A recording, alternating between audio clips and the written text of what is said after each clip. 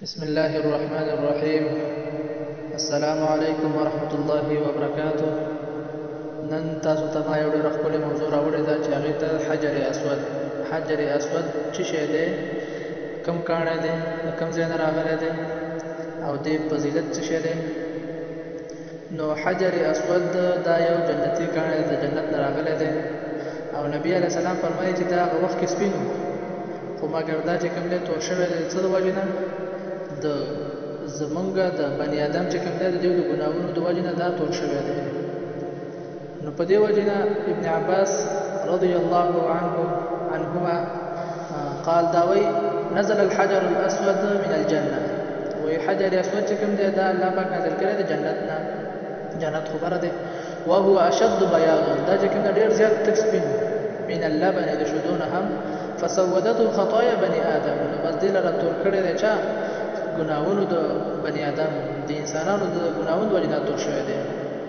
بل حدیث کې چې کوم دی عبد الله بن عمر رضی الله عنهما قال دا وی نزل الركن الاسود من السماء، ركن اسود چې کوم دی د اسمان نه، اسمان جنت مطلب دی هغه ځای نه چې کوم دی دا وی نازل شوی دی.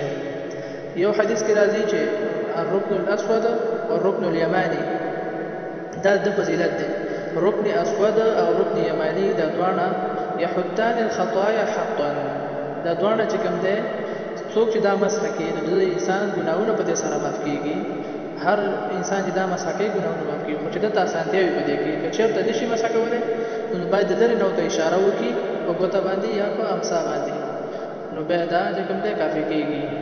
او بل دا چې کوم دی عمر د خو په دې کاڼي ته چې کله وکتل دا خبره به ورته کوله چې والله اني لاعلم انك حجر، وایي زه په دې پوهېږم قسم دې زما په الله باندې چې ته یو کاڼی، نه چاته فایده ورکولی شي، نه چاته ګناه ورکولی شي، کنه نه چاته ضرر او نه چاته فایده. ولولا اني رايت رسول الله صلى الله عليه وسلم يقبلك ما قبلتك، حدیث د بخاری دی او د مسلم.